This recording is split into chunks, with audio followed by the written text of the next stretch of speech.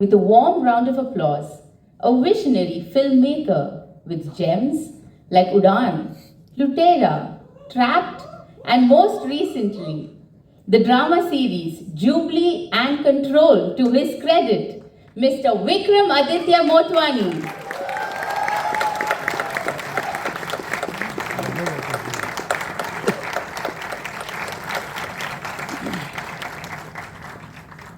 And now, the winner of multiple Filmfare Awards, an accomplished actress and the star of the films like 1942, A Love Story, Dil Se, Bombay, and very recently, the historical drama series Hira Mandi, Miss Manisha Koirala.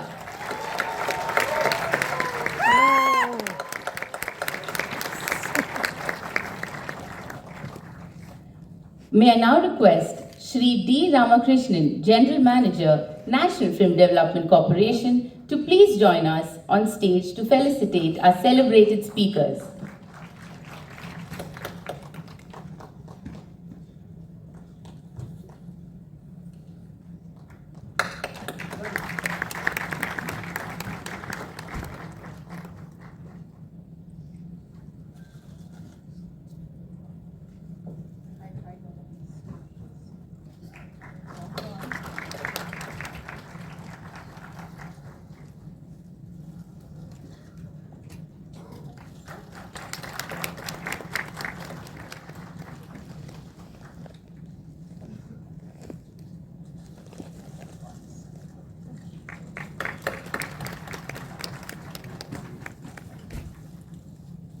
Thank you, sir, for joining us with the felicitation. And now, over to Mr. Vikramaditya Motwane with a gracious request to commence the conversation.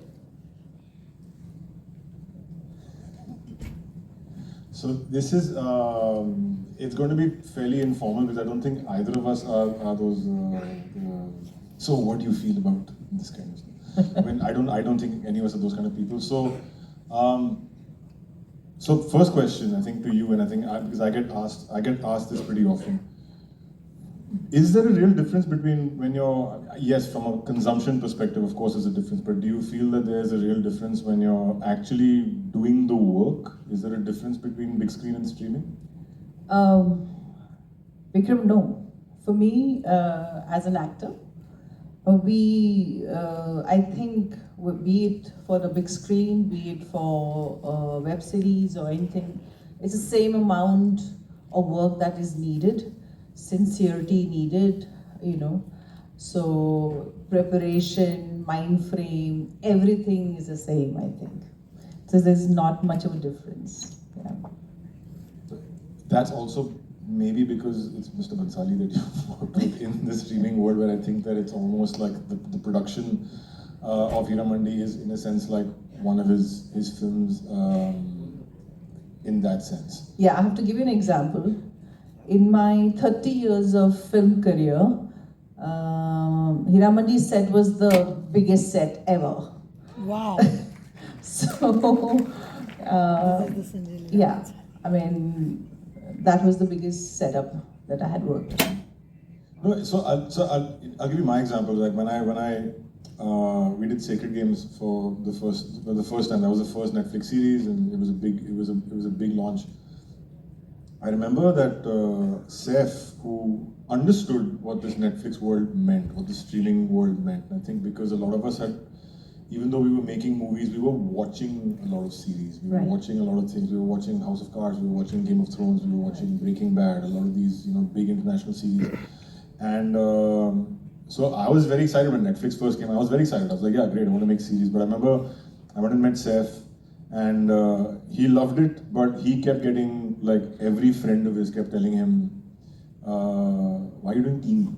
You know, so it almost sort of like in a certain perception, it felt like it's a come down from cinema to be able to get into streaming.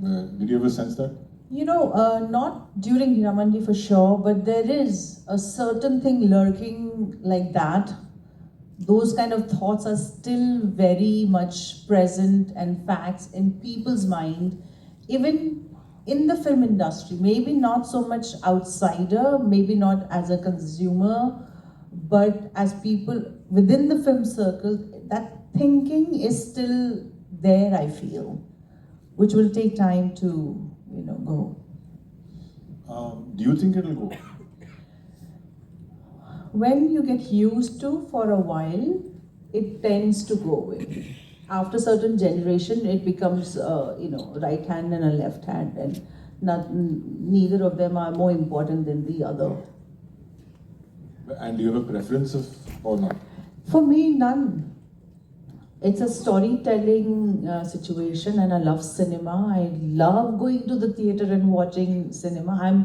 I'm a total cinema buff. I like to go to a good theater and watch the cinema and do that whole cinematic experience.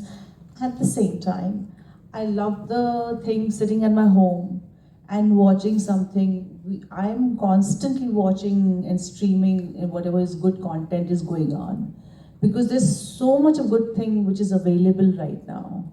So why not to see that? Both has its importance.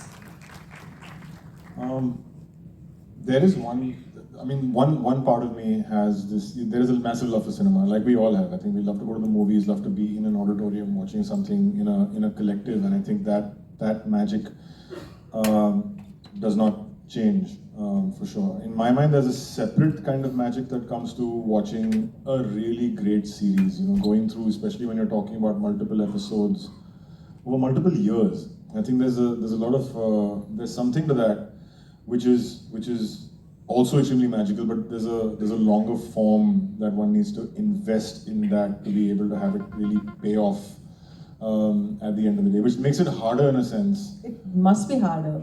Yeah, but also more satisfactory, weirdly enough. It's like if I have to sort of like think back to all the great viewing experiences that I've had in the past few years, I think finishing a Breaking Bad or finishing a Better Call Saul or finishing a Game of Thrones has been, Thrones. Yeah, massively satisfying. Compared to watching, yes, a great 3-hour movie and going through. But it is, I'll tell you for a fact that it's much tougher to actually achieve that than it is. I know from a creator perspective is there. It's much tougher, you said? It's much tougher.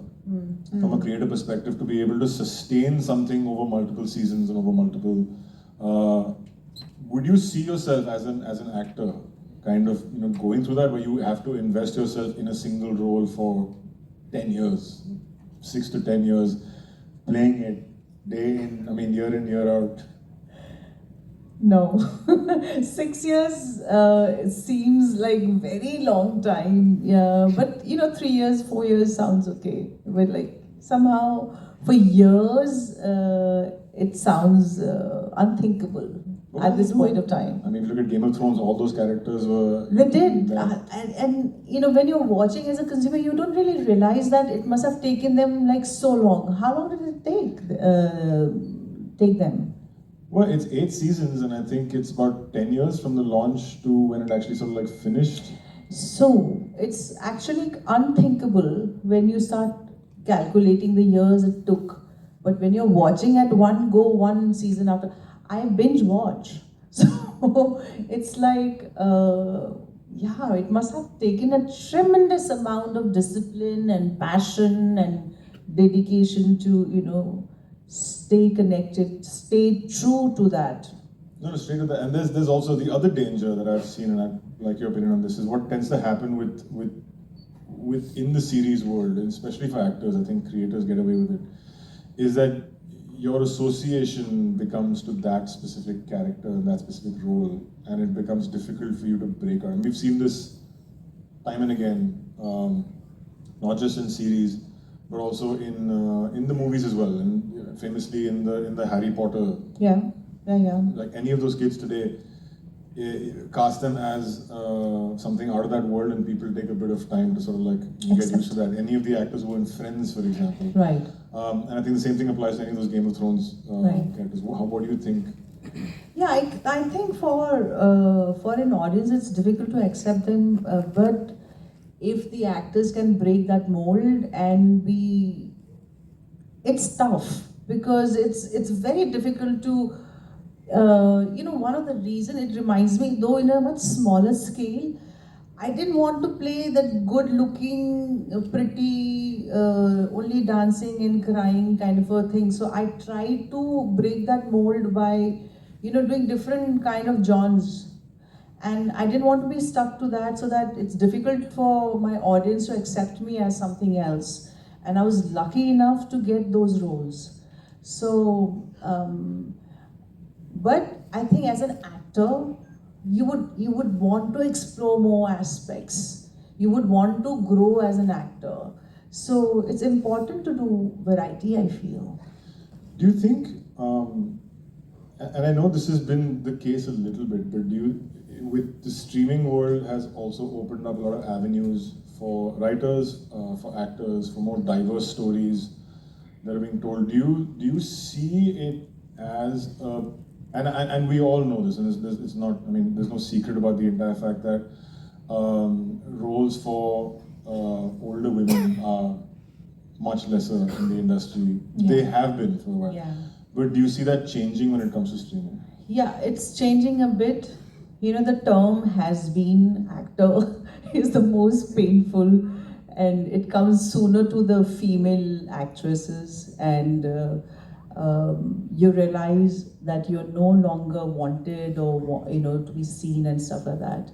So it's a painful process, and it comes earlier to the female. But luckily for us, I think that's slowly breaking the mold. We have Neena Gupta ji, we have so many other brilliant actors who are doing it at this age also. And thanks to the OTT platform and this thing, plus the audience also. I think even in cinema, the older actresses are doing meatier roles, and the space is there for them.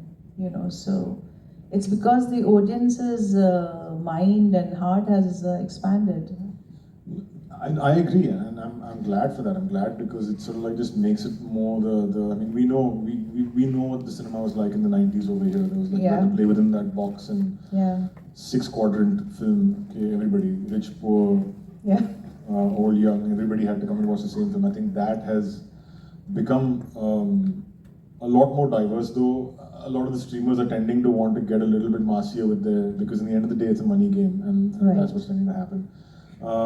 But yes, I am also sort of finding the fact that I mean, having seen you after a long time in something on screen, or Ravina, or Kajol, or so many of these actors, I think is great. I would personally be able to like to see a little bit more in terms of, and I know Sanjay did it in Hira Mandi, but I think just more in terms of pure leads.